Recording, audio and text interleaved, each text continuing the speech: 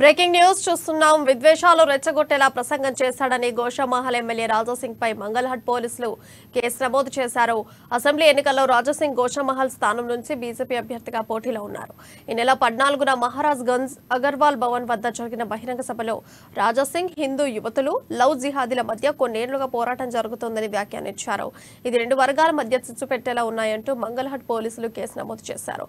రాజాసింగ్ చేసిన వ్యాఖ్యలు ట్విట్టర్లోని హిందుత్వ వాచ్ పేజీలో ఉన్నాయని FIR లో పేర్కొన్నారు.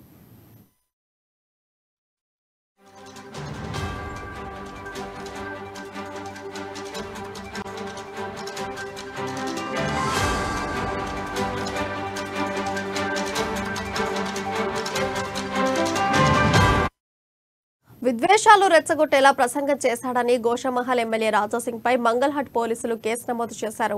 అసెంబ్లీ ఎన్నికల్లో రాజాసింగ్ గోషామహల్ స్థానం నుంచి బీజేపీ అభ్యర్థిగా పోటీలో ఉన్నారు. ఇక ఇదే అంశంపై మరింత సమాచారం మా బ్యూరో చీఫ్ కృష్ణమూర్తి అందిస్తారు. కృష్ణమూర్తి, చెప్పండి, అప్డేట్స్ ఏంటి?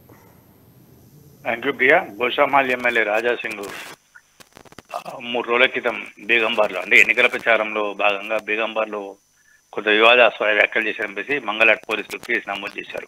వాస్తవానికి రాజాసింగ్ ప్రస్తుతం బెయిల్ పైన ఉన్నారు. బెయిల్ కండిషన్ లో కూడా ఎలాంటి వివాదాస్పద వ్యాఖ్యలు చేయొద్దని చెప్పేసి కోర్టు ఆంక్షలు విధించింది. అయితే ఎన్నికల ప్రచారంలో ఆయన లవ్ జిహాద్ సంబంధించినటువంటి విషయంలో మాట్లాడినప్పుడు కొంత వివాదాస్పద వ్యాఖ్యలు చేశారని చెప్పేసి మంగళహట్ పోలీసులు కేసు నమోదు చేశారు. గతంలో కూడా ఆయన జైలు నుంచి బెయిల్ పై బయటకు వచ్చిన తర్వాత అనేక సందర్భాల్లో కేసులు నమోదు అయ్యాయి. దీనికి సంబంధించిన మంగళహట్ పోలీసులు ఎప్పటికప్పుడు సంబంధిత కోర్టుకు రాజాసింగ్ సంబంధించిన నమోదైనటువంటి కేసుల విషయంలో కోర్టుకు వివరాలు సమర్పిస్తా ఉన్నారు. తాజాగా ఈ కేసు తోటి మరో కేసు నమోదైందని చెప్పొచ్చు. వాస్తవానికి రాజాసింగ్ చేసిన వ్యాఖ్యల్లో ఎలాంటి తప్పులేని చెప్పేసి హిందూ సంఘాలు వాదిస్తున్నప్పటికీ పోలీసులు మాత్రం కొంత ఇబ్బందికరంగా ఉన్నాయని చెప్పేసి పేర్కొంటున్నారు. ప్రియా, ఓ రకంగా ఇప్పుడు రాజాసింగ్ కి ఇలా కేసు నమోదు అవ్వడం మైనస్ అవుతుంది అంటారా ఎలక్షన్స్ కి? గతంలో కూడా నమోదయ్యాయి. ఆయనకు ఎటువంటి మైనస్ అని ఉండదు. ఎన్నికల సందర్భంగా పోలీసులకు పూర్తి పారదర్శకంగా వివరించాలి. పూర్తి స్వేచ్ఛ ఉన్న నేపథ్యంలో వాళ్ళు రాజాసింగ్ మీద కేసులు నమోదు చేశారు. దాంట్లో అంటే అభ్యర్థులు ఎవరైనా సరే ప్రచారం చేసినప్పుడు ఎవరిని రెచ్చగొట్టకుండా తమ అభిప్రాయాలు వెల్లడించాల్సిన అవసరం ఉంటుంది. అది ఎన్నికల సంఘం నిబంధనలు.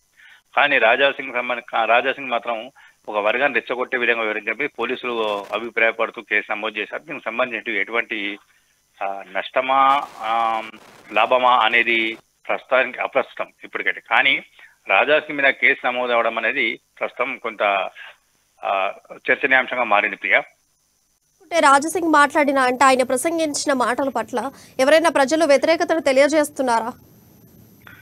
రాజాసింగ్ మాట్లాడిన మాటలు ఎవరు వ్యతిరేకం చేయరు.